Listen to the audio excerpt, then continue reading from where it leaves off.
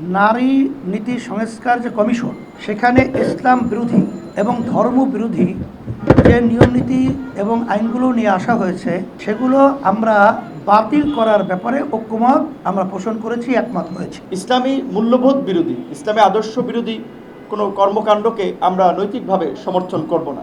নারী কমিশনের সুপারিশের বিষয়টি আমরা এখানে আলোচনায় এসেছে। আমরা যদিও প্রতিবেদনটি পুরোপুরি দেখি নাই, তবে সেখানে যদি ইসলাম বিরোধী কোনো বিষয় থাকে, সেই বিষয়গুলোকে আমরা সমর্থন করি না।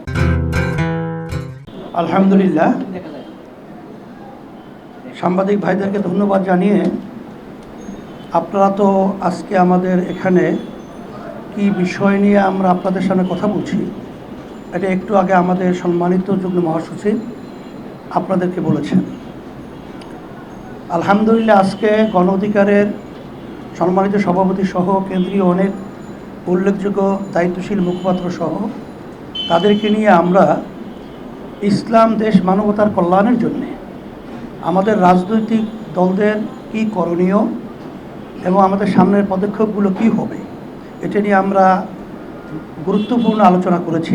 এর ভিতরে একটা গুরুত্বপূর্ণ আলোচনার মধ্যে নির্বাচন এবং সংস্কার। আমরা ঐক্যমতে পৌঁছেছি যে প্রয়োজনীয় সংস্কার হওয়ার পরই এই বর্তমান অন্তর্বর্তীকালীন সরকারের দায়িত্বেই সংস্কার সম্পন্নর পরই দ্রুত সময় জাতীয় নির্বাচনের পরিবেশ তৈরি করা, জাতীয় নির্বাচন হওয়ার ব্যাপারে আমরা ঐক্যমতে পৌঁছেছি। আর একটা এর সাথে আমরা বলছি যে জাতীয় নির্বাচনের আগে স্থানীয় নির্বাচন আগে হওয়ার ব্যাপারে এটা আমরা ঐক্যমতে পৌঁছেছি। আর একটা বিষয় আমরা ঐক্যমতে পৌঁছেছি, বর্তমানে যে নারী নীতি সংস্কার যে কমিশন, সেখানে ইসলাম বিরোধী এবং ধর্ম বিরোধী যে নিয়ম নীতি এবং আইনগুলো নিয়ে আসা হয়েছে, সেগুলো আমরা বাতিল করার ব্যাপারে ঐক্যমত আমরা পোষণ করেছি, একমত হয়েছি। আর একটা বিষয় হলো যে যারা নাকি এ দেশ এবং এই দেশের মাটি মানুষের বিরুদ্ধে গণহত্যা, গুম, এক কথায় আমাদের দেশের টাকা পাচার বিদেশে, সাথে সাথে যারা নাকি ফ্যাসিস্ট চরিত্রের মাধ্যমে যে আমাদের দেশকে অশান্তি করেছিল, হাজার হাজার মায়ের কোল খালি করেছিল, তাদের দ্রুত সময় বিচারের আওতায় নিয়ে এসে তাদেরকে বিচার করতে হবে। এটা আমরা দৃশ্যমান অন্তর্বর্তীকালীন সরকারের ব্যবস্থা তড়িৎ এটাকে বাড়াবার জন্য আমরা ঐক্যমতে পৌঁছেছি। আধিপত্যবাদ এবং সাম্রাজ্যবাদ মুক্ত একটি ইসলামী কল্যাণ রাষ্ট্র তৈরির ব্যাপারে ঐক্যমত হওয়া, যাতে ফ্যাসিস্ট বা ফ্যাসিবাদ কখনোই কোনোভাবেই প্রতিষ্ঠিত না হতে পারে, এ ব্যাপারে আমরা ঐক্যমত একত্রিত আমরা পোষণ করতে পেরেছি।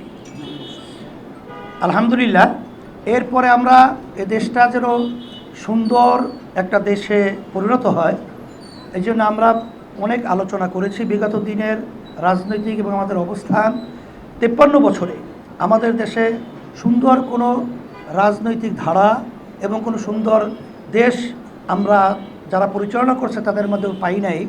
এখন আমরা চাইতেছি গণ অধিকার উদীয়মান একটা আলহামদুলিল্লাহ যুবকদের সংগঠন, এদের বলিষ্ঠতা এবং তাদের বক্তব্য দেশের পক্ষে আমরা প্রশংসা করেছি এবং তাদেরকে আমরা একত্রিত হয়ে যারা দেশপ্রেমিক, ইসলামপ্রেমিক, মানবতা কল্যাণ প্রেমিক যারা রয়েছি, একত্রিত হয়ে জাতীয় সরকারের রূপরেখা কিভাবে তৈরি করা যায় এ ব্যাপারেও আমরা আলোচনা ধারাবাহিকতা রেখেছি। সামনেও ধারাবাহিকতা চলতে থাকবে ইনশাআল্লাহ। আপনাদের সকলকে ধন্যবাদ। আর পিআর পদ্ধতির ব্যাপারে আমরা একমত হয়েছি যে আমরা বিগত 53 বছরে আমরা দেখেছি যে পদ্ধতিতে নির্বাচন হয়েছে, এর মাধ্যমে কালো টাকার দৌরাত্ম্য, পেশি শক্তির ব্যবহার এবং অযোগ্য লোকগুলো সেখানে দায়িত্বে সংসদে বসে দেশকে বিভিন্ন কায়দে অশান্তি করে তুলেছে। এই জন্য আমরা জাতীয় নির্বাচনে পিআর পদ্ধতির নির্বাচন হওয়ার ব্যাপারে আমরা একমত হয়েছি। আলহামদুলিল্লাহ, এখন গণ অধিকারের সম্মানিত সভাপতি আপনাদের সামনে ব্রিফিং দেবে, কথা বলবেন। ঠিক আছে সুন্দর। বিসমিল্লাহির রহমানির রহিম। আপনাদের সকলকে ধন্যবাদ এবং শুভেচ্ছা জানাচ্ছি। আজকে গণ অধিকার পরিষদের পক্ষ থেকে ইসলামী আন্দোলনের কার্যালয়ে আমরা সৌজন্য সাক্ষাৎ এবং দেশের চলমান পরিস্থিতি, আগামীর নির্বাচন এবং কিভাবে এই জাতিকে একটি নতুন পথে নিয়ে যাওয়া যায় সেই বিষয়গুলো নিয়ে আলাপ আলোচনা শেষে আপনাদের সামনে হাজির হয়েছি। আমরা আল্লাহর কাছে শুকরিয়া আদায় করি। আলহামদুলিল্লাহ। আমরা জানেন যে এই জুলাইয়ে ছাত্র জনতার একটি সফল গণ অভ্যুত্থানের মধ্যে দিয়ে আমরা দীর্ঘ 16 বছরের ফ্যাসিবাদ হটিয়েছি। যেই ফ্যাসিবাদের আমলে এই দেশের সাধারণ মানুষ, আলেম ওলামা সকলেই নির্যাতিত, নিষ্পেষিত, নিগৃহীত হয়েছে এবং বাংলাদেশ কার্যত প্রতিবেশী দেশের একটি করদ রাজ্যে পরিণত হয়েছিল। তো সেই জায়গা থেকে আমরা মনে করি যে এই দেশের কিছু মৌলিক সংস্কার ব্যতীত যদি আমরা একই পথে চলি তাহলে আবার এই দেশে নানান ধরনের সংকট তৈরি হবে, স্বৈরাচার তৈরি হবে, ফ্যাসিস্ট তৈরি হবে। সে কারণে আমরা মনে করি যে এই জুলাই গণ অভ্যুত্থানের যারা হত্যাযজ্ঞ চালিয়েছে, নির্মমতা চালিয়েছে, গণহত্যা চালিয়েছে, তাদের একটা দৃষ্টান্তমূলক বিচার হওয়া দরকার এবং একই সাথে এই গণহত্যার সাথে জড়িতদের রাজনীতি বাংলাদেশে অন্তত হওয়া উচিত না। আমরা তো ইউরোপ আমেরিকার চেয়ে ধরেন বেশি উদার না বলতে গেলে আর কি বিশ্ববাসীর চোখে।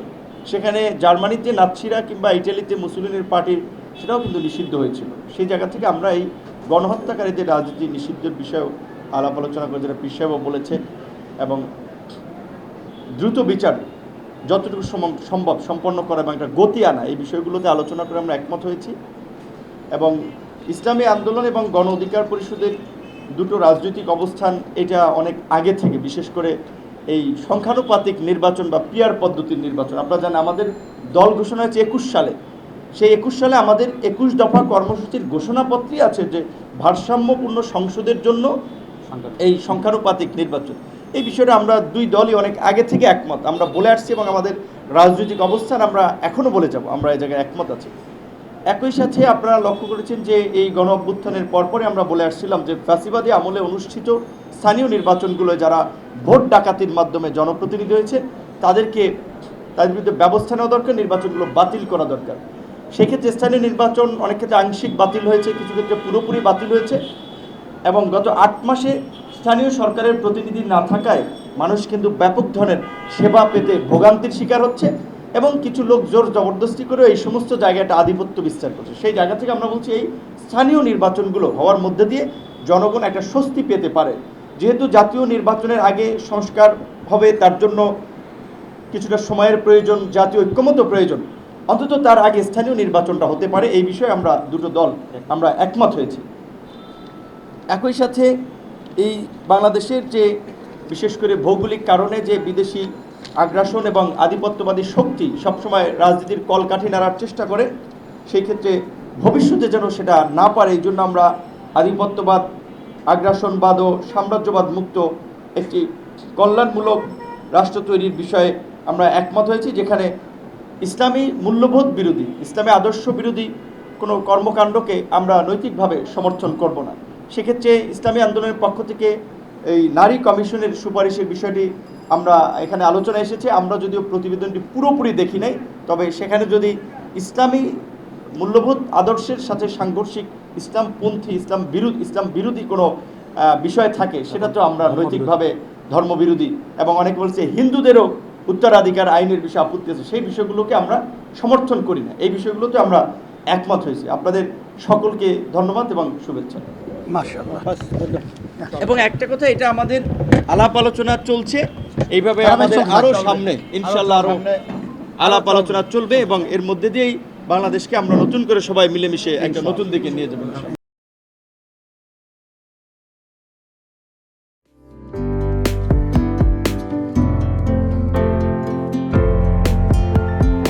পহেলা জানুয়ারি 2025 ইউটিউব জার্নালিজমের অগ্রদূত changeTV.press 6 বছর পেরিয়ে পা রাখল গর্বিত বিসমিল্লাহির রহমানির রহিম। পহেলা জানুয়ারি 6 বছর পূর্তি হলো চেঞ্জ টিভির। গত 6 বছর ধরে বাংলাদেশের আনাচে কানাচে থেকে এবং গুরুত্বপূর্ণ সকল খবর ইন্টারভিউজ নিয়ে আসছে আপনাদের সবার জন্য চেঞ্জ টিভি। আপনারা সবাই লক্ষ লক্ষ ফলোয়ার্স এতদিন ধরে ফলো করেছেন, চেঞ্জ টিভি আপনাদেরকে সঠিক বার্তাটা দিয়েছে। আমি আশা রাখি এরপরও বছরের পর বছর তারা এরকম সঠিক বার্তা দিয়ে যাবে এবং লক্ষ লক্ষ দিকে কোটি কোটি জনতা তাদের ফলোয়ার্স হবে। তাদেরকে সাধুবাদ জানাই। changetv.press, এক ফোঁটা হলুদও নেই।